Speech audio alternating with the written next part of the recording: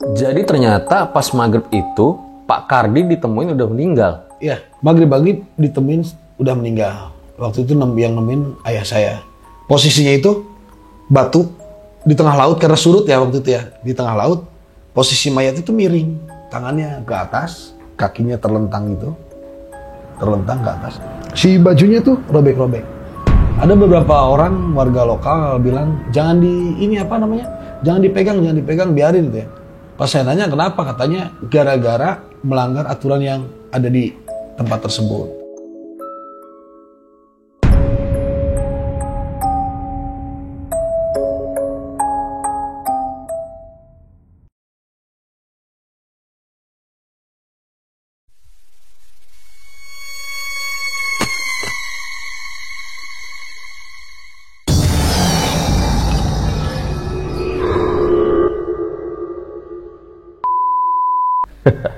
Nah, sebelum dimulai, karena emang tuh kita lagi PPKM ya, dimana kita bakal sering ada di rumah. Makanya daripada kalian bingung, galau, kesepian, nih gue punya aplikasi keren buat kalian, dimana kita tuh bisa nambah teman-teman baru, pacar baru mungkin. Nah, nama aplikasi sendiri adalah Litmatch. Jadi aplikasi Litmatch adalah aplikasi yang dapat membuat kita itu punya kenalan-kenalan baru ya, dan fitur-fiturnya ini juga unik-unik. Langsung aja nih kita download di Play Store. Jadi langsung kita buka Play Store, terus ketik aja Litmatch. Langsung kita pencet install. Karena emang koneksi gue cepet, jadi pastinya cepet dong gue downloadnya. Sombong amat. Langsung kita buka aplikasinya. Nanti tampilannya tuh aplikasi Litmatch bakal kayak gini. Kalian tuh disuruh masuk, bisa lewat Facebook atau email Google kalian. Kalau gue sih pilih email Google aja. Nah, gue bakal pilih email Google gue yang ini. Setelahnya kalian tuh disuruh isi ya biodata lah, profile gitu. Nah, di sini pertama nickname, gue pakai The Real Aditya aja. Terus tanggal lahir kalian, tahun berapa tuh? Kalau gue sih masih muda sebenarnya. Nah, gue tanggal segini. Terus isi gender kalian, kalau gue boy, langsung aja kita done. Oke. Nah, terus di sini kalian pilih, kalian tuh pengen ketemu sama teman-teman itu yang umurannya berapa. Kalau gue sih dari 17 sampai 25 aja lah. Dan, nah setelah kalian masuk, kalian juga harus tahu nih community rules atau aturan komunitas yang terdapat di aplikasi Litmatch ini. Yaitu no nudity atau sexual content, no spam dan scamming, terus no violence dan physical harm, dan terakhir no hate speech dan rasis. Jadi langsung aja kita setuju. Jadi kalian bisa lihat tampilan aplikasi dari Litmatch ini bener-bener friendly banget dan juga keren. Ini ada ID gua, The Real Aditya. Bisa banget kalian add. Siapa tahu ada yang beruntung bisa ngobrol-ngobrol bareng. Terus gue juga pengen ngasih tahu kalau ada salah satu fitur yang menarik nih di aplikasi Litmatch, di mana kita tuh bisa voice game atau voice call kenalan-kenalan baru dengan ngobrol-ngobrol yang seru. Nah, biar lebih seru, gue pengen nyoba nih. Siapa tahu kita bisa ngobrol sama cewek kenalan baru. Sambil gue ceritain horor, asik kali ini. Langsung aja kita coba nih.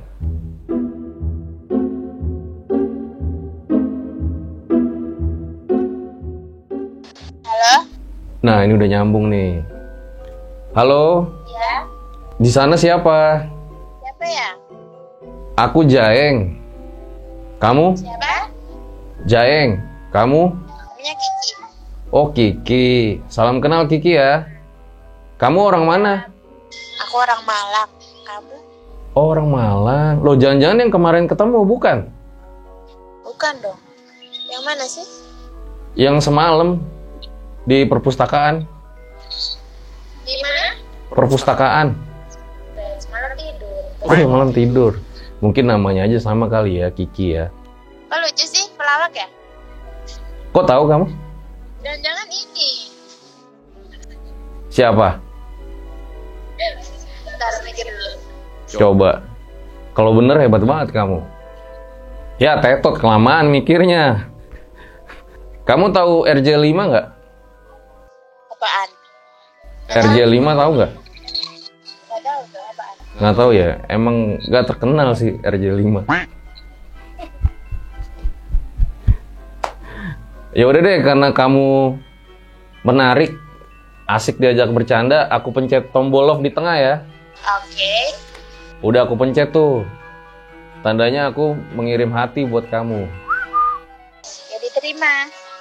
Nanti berarti bisa kita chatting ya setelah ini ya. Oke deh kalau gitu. Udah dulu ya Kiki ya. Siap. Bye. Bye. Karena dia nggak tahu RJ5 apa, gue jadi males tuh cerita horor. Tapi intinya aplikasi ini seru banget kan, karena kita bisa ngobrol seru-seruan sama kenalan baru. Jadi langsung aja buat kalian yang pengen download, gue taruh linknya di deskripsi.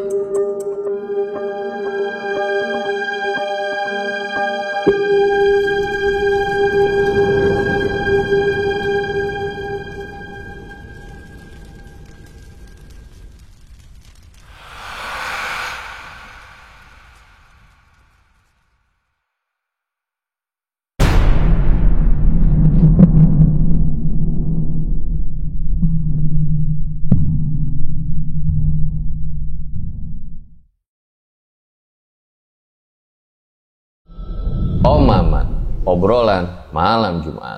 Kembali lagi bersama gue Fajar Ditya. Kali ini di Om Mamat season 3. Kamu yang takut atau mereka yang lari?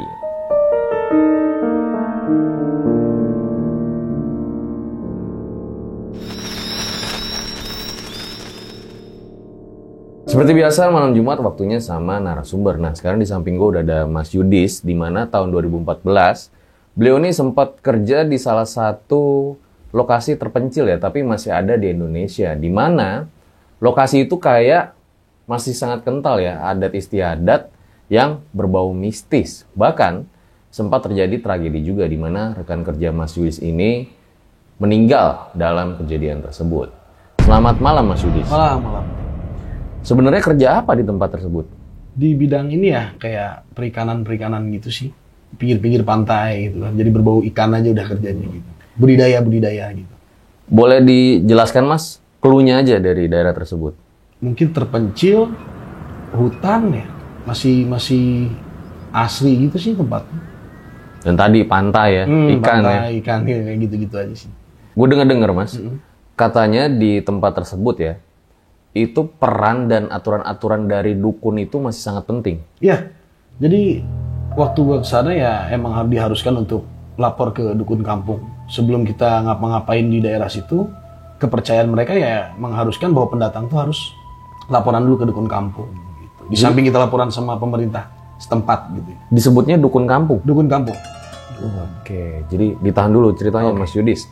Nah sebelum gue lanjutin, kalau misalnya kalian suka konten-konten RJ5, jangan lupa dukung terus dengan cara subscribe, like, comment, share yang banyak biar kita makin semangat bikin videonya. Terus, kalau lo lihat nih botol kenapa masih kosong, buruan makanya masuk sponsor-sponsor biar kita ceritanya makin enak. Siapa cepat, siapa dapat, langsung aja nih kontak CP-nya di sini. So, gue rasa langsung saja berikut adalah ceritanya.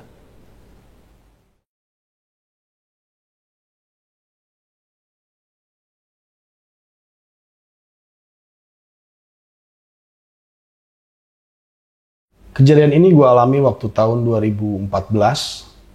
Waktu itu jam 2 siang gue berangkat dari Bandara Soekarno-Hatta menuju salah satu pulau yang ada di Sumatera.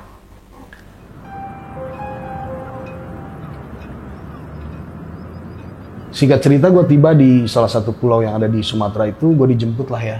Seperti biasa sama salah satu pegawai sana kan. Gue dijemput, sampailah gue di tempat yang gue tuju. Posisinya itu sangat terpencil banget bang ya. Jadi posisi rumah itu madep ke pantai lepas, belakang itu hutan sama batu-batu besar gitu. pohon-pohon yang gitu-gitu kan. Berarti jarang orang di sana ya? Ya memang jarang banget kalau di sana tuh. Jarang banget ada orang lewat karena memang untuk akses tempat gue tuh emang sangat-sangat terpencil gitu. Mungkin dibilang ujung kali ya. Untuk di pulau itu mungkin ujungnya gitu. Jadi jarak kalau kita ke warung kemana emang jauh banget gitu. Apalagi kalau nggak ada kendaraan kan gitu. Lingkungan di sana juga kayak benar-benar terpencil gitu ya mas ya.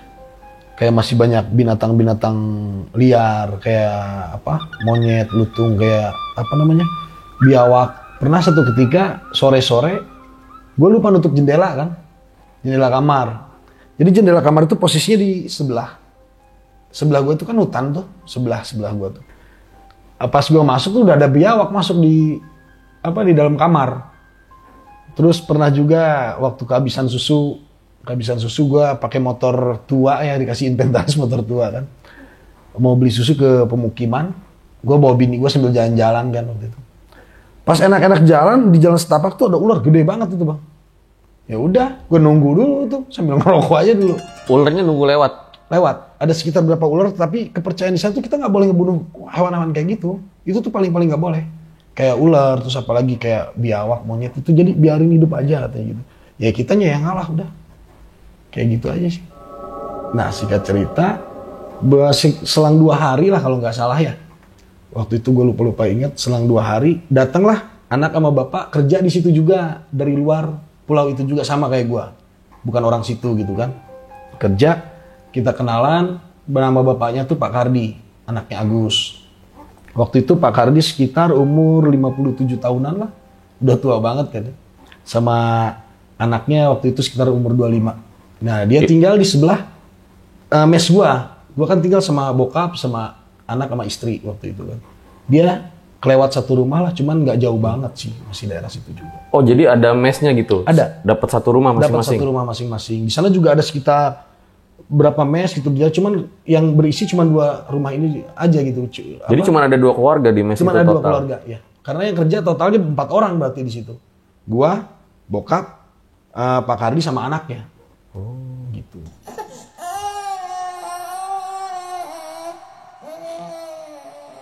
Singkat cerita, anak gua pas seminggu nangis terus mas. Pas seminggu di sana nangis terus, ya, sampai subuh kadang-kadang gitu kan.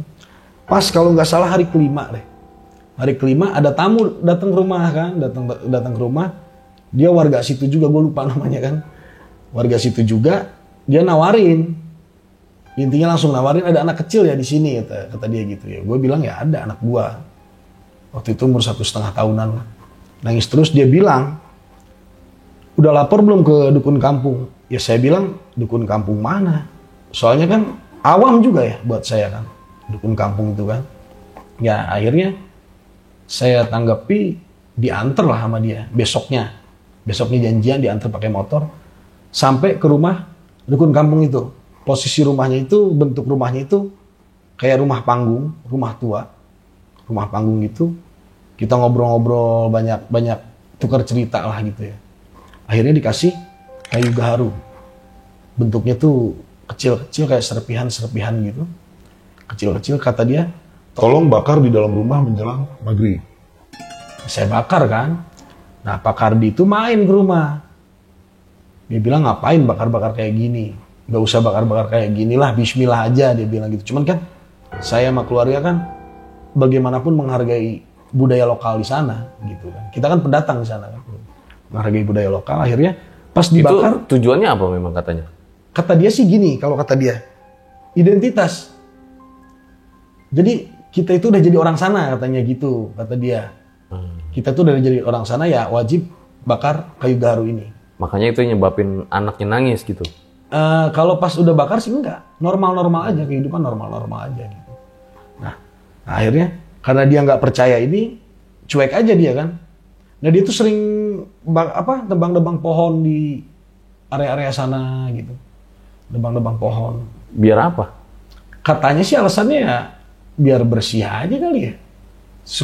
Dan lagi dia juga mau bikin-bikin perahu katanya gitu. Bikin-bikin sampan-sampan kayak gitu tanpa izin dari orang-orang sana. Apalagi di situ katanya dukun kampungnya banyak aturan juga. Banyak banget aturan yang nggak boleh kita pelanggar ya. Itu udah dikasih tahu? Kalau untuk ke gua sih udah ngasih tahu. Kayak nggak usah apa namanya, udah nggak usah kemana-mana lah kalau udah maghrib katanya gitu. Kamu kan bukan orang sini. Jadi ya udah diam aja, ikutin kerja biasa aja katanya gitu. Nah, singkat cerita, setelah bakar gaharu itu, Pak Kardi itu malam datang. Yang gue tadi bilang kan, udah nggak usah bakar ini itu kata dia gitu. Besok paginya sekitar jam 8, gue kan lagi kerja nih. Dia lewat belakang gue tanya, mau kemana Pak? Gitu kan. Dia bilang, sini gitu doang. Nah akhirnya dia berhenti di pinggir pantai. Sambil bakar rokok, tapi si rokok nggak diisep. Didiemin aja sama dia udah gitu. Nggak diisep, ya gue cuek aja sih ya. Sampai tengah hari, anaknya nanya, Bang, lihat bapak saya nggak? Kata dia gitu. Saya bilang, tadi sih ada di pantai, saya bilang gitu kan. Akhirnya, pas gue bilang gitu, dia nyari lah ke pantai itu. Nggak ketemu juga akhirnya kan sampai maghrib waktu itu. Singkat cerita sampai maghrib, gue sama bokap inisiatif bantu dong. Karena kasihan juga kan. Gue bantu, pas laut surut, bokap gue lihat ada mayat di tengah-tengah batu. Yang ternyata itu adalah mayat Pak Kardi itu. Ya akhirnya sontak lah semuanya, termasuk gue bantuin ngangkat si mayat itu. Jadi ternyata pas maghrib itu Pak Kardi ditemuin udah meninggal. Iya, hari itu yang saya bilang pagi-pagi sekitar jam 8 dia di laut, di pantai sorry. Maghrib-maghrib ditemuin udah meninggal. Waktu itu yang nemuin ayah saya. Posisinya itu batu di tengah laut karena surut ya waktu itu ya. Di tengah laut, posisi mayat itu miring. Tangannya ke atas, kakinya terlentang gitu. Terlentang ke atas. Si bajunya tuh robek-robek. Ada beberapa orang warga lokal bilang, jangan dipegang, biarin deh. Pas saya nanya kenapa, katanya gara-gara melanggar aturan yang ada di tempat tersebut. Kayak bakar gaharu, kalau saya kan bakar nih. Ya enggak kan? Ya katanya sih gara-gara itu. Akhirnya nggak ada yang mau megang karena dianggap takut kebawa apes kali gitu ya bahasanya ya. Akhirnya karena saya kasihan kan, bokap juga kasihan. Kita angkat, posisi tangan begini kan. Ya kita batek aja gitu, di benerin, matanya melotot, agak mangap sedikit ya, diiniin lah gitu ya, diberesin lah gitu. Akhirnya kita angkat berdua tuh, bertiga sama anaknya. Ya, waktu itu kalau menurut saya sih nggak wajar ya meninggalnya, karena posisinya tangan terlentang, matanya melotot, mulutnya agak mangap gitu ya. Posisinya baju robek di tengah, kayak tiga robeknya. Saya masih inget 3. Dan kita kan angkat berdua tuh. Diangkat berdua, gue bagian kepala, bokap bagian badan, anaknya bagian kaki. Kan nggak tega lah kalau anaknya disuruh di depan. Gue lihat biru semua, lebam-lebam gitu, kayak orang yang udah meninggal itu lama gitu. Padahal baru tadi pagi gue lihat kan, hitungannya nggak sampai sehari semalam kan gitu kan. Cuman posisinya kayak yang udah berhari-hari gitu, lebam-lebam gitu. Dan setelah kejadian itu, dengar-dengar warga ngadain kayak buang sial begitu. Larung ini lagi, larung apa, kayak telur yang gitu-gitulah. Karena Pak Kardi meninggal itu? Karena Pak Kardi meninggal, gitu. Mungkin pernah ada kejadian juga kali ya di sana ya? Nah, kayak gitu.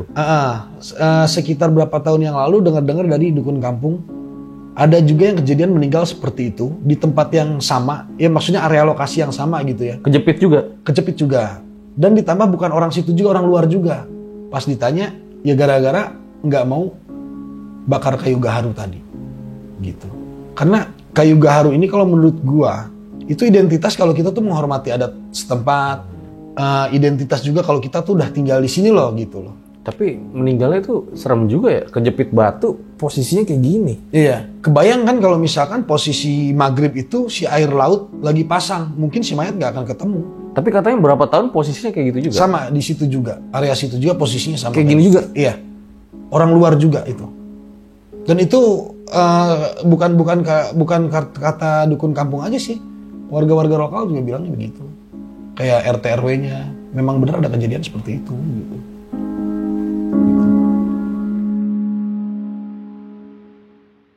Nah, setelah itu malamnya si mayat kan udah dievakuasi, nggak tahu sampai sekarang gue udah nggak kontekan lagi sama anaknya, mungkin kemana nggak tahu. Malam-malam bini gue bilang, Bang, denger gak ada suara anak kecil main di belakang rumah Pak Kardi katanya gitu. Ya gue bilang, biarin aja dah, masing-masing aja. Soalnya kalau dilihat juga ngeri juga, karena gue mikir gak mungkin ada anak kecil selain anak gue di tempat itu. Belakang rumah kan hutan, depan pantai itu jelas bukan manusia, gue pikir gitu kan. Yaudah akhirnya tidurlah masing-masing. Nah hari kedua setelah meninggal, sekitar hari kedua ya, gue masih lupa ingat. Hari kedua setelah meninggal, ada yang ngetuk pintu rumah gue. Jadi posisi rumah gue itu ada 3 kamar, dapur sama kamar mandi gitu. Jadi karena kita takut ya pas kejadian anak kecil itu tidur bareng-bareng lah di ruang tamu. Ditambah juga kan Pak Kardi juga nggak ada yang biasanya, ini kan ngeri juga meninggalnya kayak gitu. Ada yang ngetuk pintu, ya gue pikir siapa kata gue gitu. Yang dengar semua ini satu-satu isi rumah dengar. Ada samar-samar bilang terima kasih Pak. Kata gue ini logatnya bukan kayak logat orang sini gitu. Kata gue ke bokap ya itu suara siapa kata gue gitu. Ya, mungkin Pak Kardi kali kata dia gitu kan. Akhirnya untuk pintu gue buka sama bokap berdua nggak ada siapa-siapa udah. Ya akhirnya menumpuk aja tidur di situ di tengah-tengah. Karena hawa takut juga mungkin ya mau lari kemana karena ke perkampungan juga jauh. Itu si Agus gimana akhirnya? Tinggal sendirian? Enggak, pulang juga dia. Jadi sama si jenazah udah pulang. Berarti tinggal satu keluarga lu doang saat itu? Iya, saat itu satu keluarga gue doang. Sering juga ya, kayak bokap lihat-lihat telapak kaki anak-anak kecil. Kalau pagi kan posisi di sana itu kan berembun ya, Bang ya. Berembun, jadi kalau ada telapak kaki gitu ya jelas kelihatan gitu. Dari kadang-kadang ada dari arah dalam hutan ke pantai, kalau enggak sebaliknya gitu. Buat kalian yang punya pengalaman horor nyata, bisa kirim cerita kalian ke email rjl5 atau DM Instagram rjl5.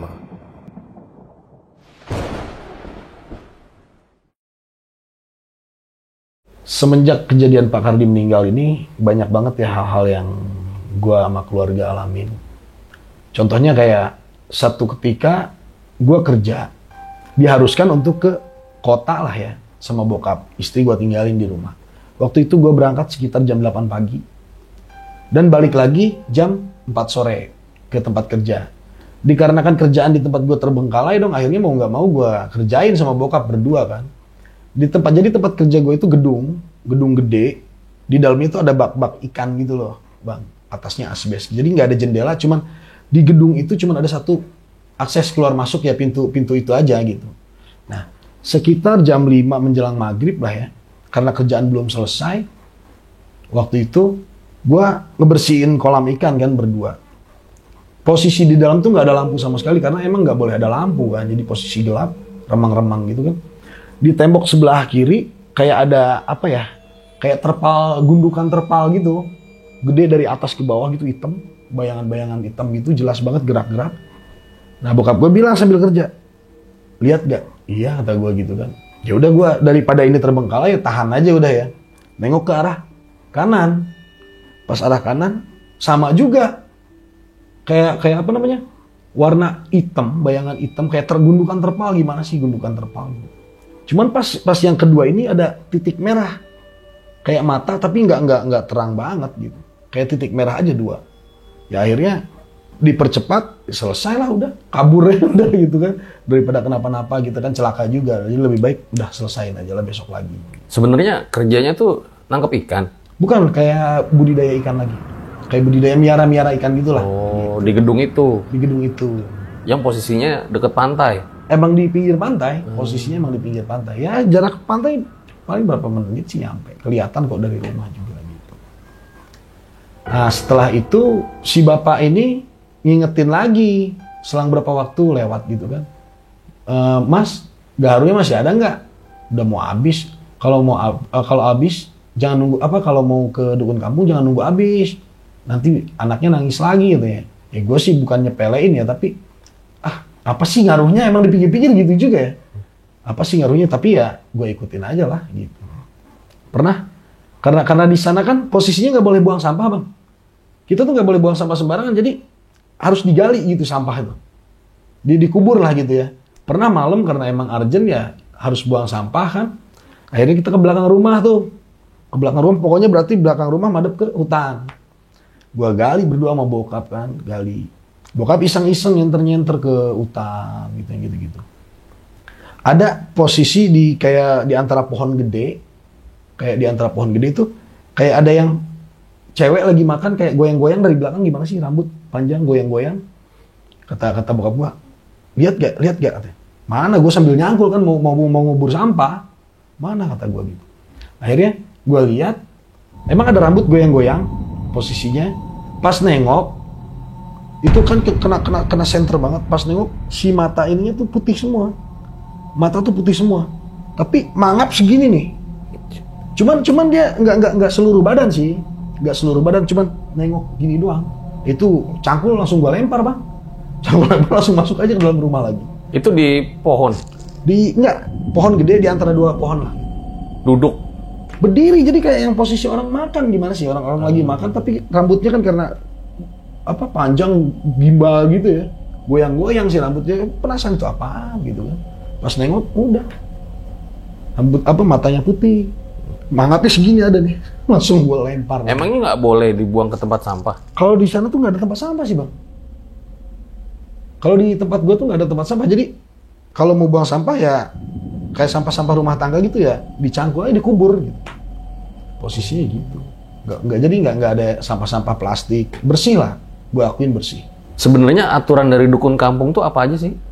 Aturan dari dukun kampung itu ya kayak warga, entah itu warga lokal atau warga pendatang, itu wajib bakar kayu gaharu itu. Gitu. Kepercayaan di sana seperti itu. Setiap malam? Setiap malam. Jadi nggak usah banyak, yang penting ada bakar. Gitu. Yang penting ada bakar. Emang kalau untuk kayu gaharu sendiri, gue baru tahu di tempat itu juga sih. Emang wangi, Bang. Kayak wangi aroma dupa gitu. Jadi setiap mau habis atau hati gue nyepelin, habis bodo amat, pasti ada gangguan-gangguan yang bikin gak betah gitu. Bikin gak betah di sana. Terutama di belakang rumah Pak Kardi itu paling sering ada anak kecil main. Kayak suara-suara anak-anak perempuan. Yang kayak gitu-gitu sih. Selain itu? Selain itu? Selain harus bakar kayu gaharu? Oh, nggak ada. Yang buang sampah? Yang buang sampah emang dari situ. Dari aturan desa situ juga sih. Jadi mereka itu nggak buang sampah tuh berserakan, enggak. Ya, warga situ pun kebanyakan ngegali juga, makanya gue ngegali tahu dari warga situ. Sama nelayan itu dikasih tahu kayak gitu. Sama jangan nebang kayu tuh. Sama ada jangan nebang kayu. Kalau nggak berkepentingan nebang kayu pun di sana harus ada upacaranya, nggak boleh sembarangan. Oh gitu. Iya. Terus ada lagi? Udah sih kayaknya itu aja sih. Yang penting ada lagi ada. Sorry gue lupa. Kita nggak boleh bilang buaya kalau di pinggir pantai. Buaya? Mitos di sana kayak gitu. Kenapa emang katanya? Gak tahu ya, mitos di sana tuh paling nggak boleh bilang buaya kalau lagi di laut atau di pinggir pantai. Gitu. Dan di sana ada gue pernah lihat beberapa ritual kayak larung-larung telur ayam yang gitu-gitu yang udah direbus kasih ke laut gitu.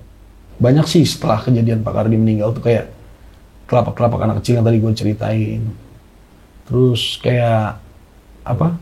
Yang nyanyi malam-malam itu kalau kayu gaharu habis, gue sama keluarga, mungkin kalau gue doang mungkin kesannya halusinasi ya.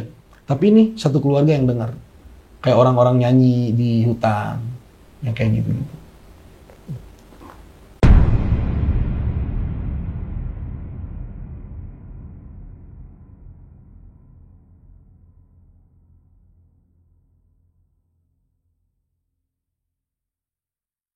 Bicara soal buaya, mitos buaya di sana, gue pernah ngalamin satu ketika maghrib. Waktu itu ada nelayan yang waktu itu datang ya, yang gue ceritain dari awal. Gue mainlah ke pantai, ngopi-ngopi ngerokok. Nah, kata dia, Yud, kamu percaya nggak mitos soal buaya itu? Ya gue bilang, percaya nggak percaya sih Pak. Oh iya, orang ini juga lebih tua dari gue ya. Waktu itu mungkin sekitar 47-45 lah umurnya gitu. Mitos apa tuh tentang buaya? Jadi kita itu entah itu di laut atau di pinggir pantai itu nggak boleh ngucapin kata-kata buaya. Oh, gitu. Yang tadi. Nah, akhirnya kamu nggak percaya, mau saya buktiin? Boleh, kayak gitu kan. Waktu itu pas setelah maghrib. Jadi setelah maghrib kan selesai kerjaan nih, gue nggak langsung mandi, ngopi-ngopi lu istirahat dong. Nah gitu kan. Gua disuruh gini, ya udah kamu ambil telur di rumah, kamu rebus sebentar 1 biji aja. Gue rebus dong karena jarak pantai ke rumah itu cuma deket lah bang. Gue rebus, akhirnya gue samperin lagi lah si bapak tadi, nelayan yang tadi. Bener nih mau lihat, boleh, gue bilang gitu kan. Akhirnya dilempar lah ke pantai, nggak sampai ke tengah sih, cuman ke pas airnya aja. Udah kamu diam di sini, katanya nggak usah kemana-mana, ya udah kata begitu. Dan selang ada sekitar 3 menit muncul buaya kayak semu-semu putih gitu ya buayanya. Mungkin buaya putih lah bisa dibilang buaya putih. Cuman dia nggak galak, cuman ngambil telur, balik lagi gitu. Dan dari situ gue percaya bahwa mitos di sana itu setiap daerah pasti ada aturan-aturan tertentu.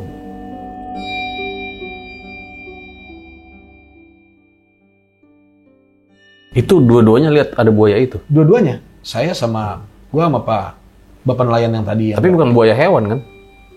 Kalau bentuknya sih kayak buaya hewan biasa, cuman warnanya putih, semu-semu putih gitu gimana sih? Kan kelihatan dong kalau putih sama buaya yang biasa beda kan gitu. Nah, setelah itu selang berapa hari gaharu habis. Bini gua bilangnya gaharu habis nih katanya gitu. Karena udah malam kan gue ngeri juga bang kalau ke rumah dukun kampung sendirian kan. Nah akhirnya udahlah besok aja lah. Ya kan? Besok aja. Setelah itu sekitar jam 1 bini gue bangunin. Itu kita masih tidur rame-rame ya di tengah ya. Pasti karena nggak ada yang berani tidur di kamar kan. Akhirnya ada suara cewek bersenandung gitu bang. Tepat di atas batu. Jadi jarak dari rumah ke hutan itu kan, di hutan tuh ada batu besar. Kelihatan lah kalau dari jendela belakang ya, dari dapur tuh kelihatan. Di atas itu ada perempuan. Itu gue berdua sama bokap nekat aja udah yuk kita lihat yuk. Ayo kata gue gitu kan. Itu bajunya sama kayak baju-baju ibu-ibu biasa di desa gimana sih kayak gitu. Kayak daster biasa. Dan emang kayak ada yang bersenandung gitu. Ibu-ibu gitu di atas batu. Akhirnya gue sorot berdua senter kan. Nah udah gitu ya. Pas dia nengoknya itu nggak pelan-pelan, langsung blok gitu. Kayak orang ngentakin gimana sih muter gitu. Ya, langsung lari lah udah. Apa yang dilihat saat itu? Ya kayak yang pertama tadi. Putih, mata putih semua kayak yang pertama tadi, cuma beda di pakaian aja sih. Jadi matanya putih semua. Putih semua, mata mulutnya putih semua. mangap sampai sini. Mangap sampai sini. Gitu. Langsung gua bilang kan, waduh gitu kan. Ngeri juga liatnya, langsung ke kamar aja lah semua. Ke rumah maksudnya, masuk ke rumah semua. Bersenandung kayak gimana, masih ingat? Kayak orang dibilang senang sih enggak, dibilang sedih sih. Kayak orang sedih gimana ya? Pokoknya kayak orang sedih gitu lah. Kayak orang kehilangan apa gitu. Kayak sakit banget hatinya itu gitu. Modelnya kayak gitu. Nah setelah itu ada satu kejadian terakhir menjelang pulang, karena nggak betah juga ya. Sering-sering diganggu kayak gitu karena kan gue juga punya anak kecil juga gitu kan. Itu sekitar 4 hari menjelang pulang balik lagi ke tempat asal gue. Waktu itu bini gue lagi mandi, dan di atas apa namanya, langit-langit kan bolong nih, langit-langit bolong. Dan di situ bini gue teriak-teriak, gue dorong pintu kan, gue dorong akhirnya kebuka. Ya gue tanya, ada apaan sih kok teriak-teriak gitu kan? Katanya sih ada rambut, apa yang namanya ya, rambut yang jatuh dari langit-langit tuh goyang-goyang, rambut siapa kata gue gitu. Ya dia lihatnya kayak rambut cewek-cewek kayak gitulah, kuntilanak mungkin kayak gitu. Ya akhirnya kita balik lagi ke dukun kampung itu, balik lagi ke dukun kampung. Akhirnya kata dukun kampung ya gara-gara gue nyepelin kayu gaharu itu bang, gitu. Dukun kampungnya ini kayak gimana orangnya gitu? Orangnya udah tua ya, badan kecil udah tua, logatnya logat kayak Melayu gitu. Tapi bahasanya bahasa Indonesia juga sih kalau ngomong gitu. Walau logatnya Melayu. Logat Melayu. Cuman posisinya dari tempat gue jauh banget bang. Kalau pakai motor mungkin sekitar 30 menit baru nyampe ke rumahnya. Itu pun rumah dia juga terpencil juga. Rumah panggung ya? Rumah panggung, posisinya terpencil, juga jauh dari pemukiman juga dia. Dia hanya tinggal sendiri di sana? Berdua sama bininya. Kesehariannya ya bertani aja paling udah. Gitu doang.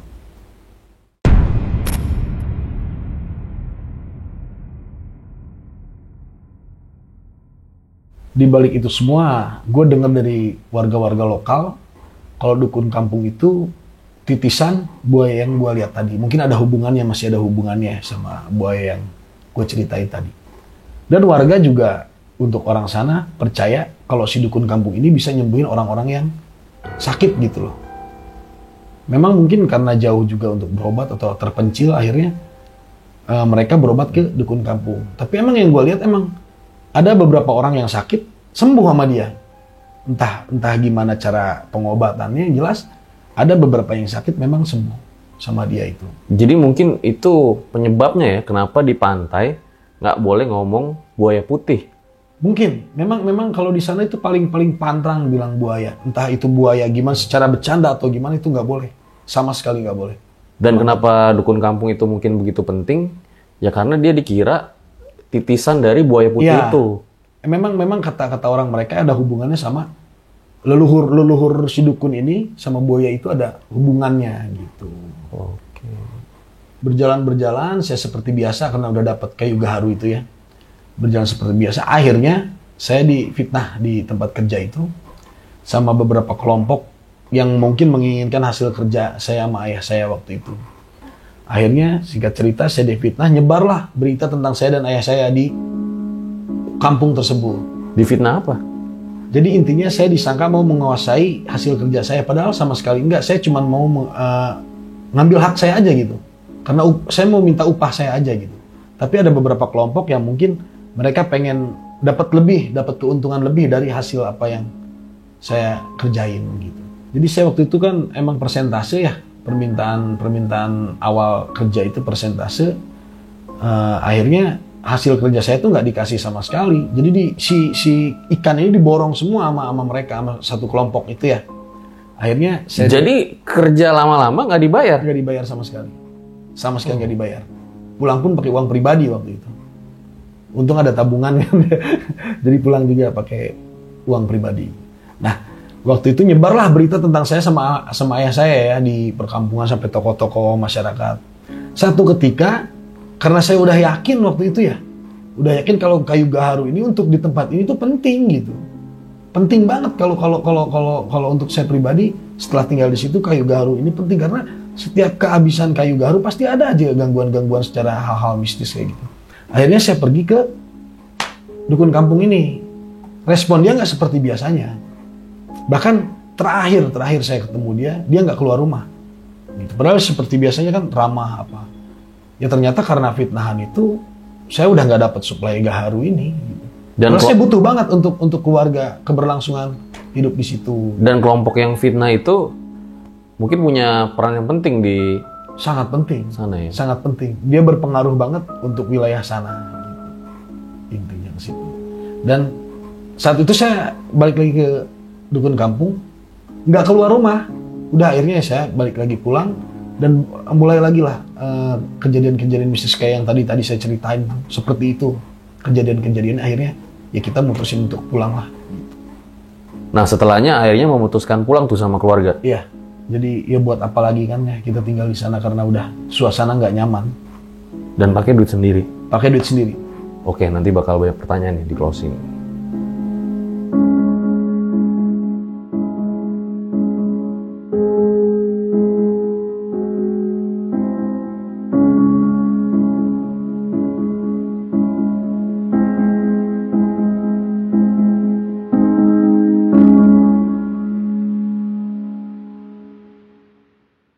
Itu dia guys, sebuah kisah luar biasa sekali dari Mas Yudis ya, dimana dari cerita ini tuh kita bisa belajar kalau pulau di Indonesia itu banyak banget dengan tentunya adat istiadat yang berbeda-beda, dimana salah satunya ada di cerita Mas Yudis ini.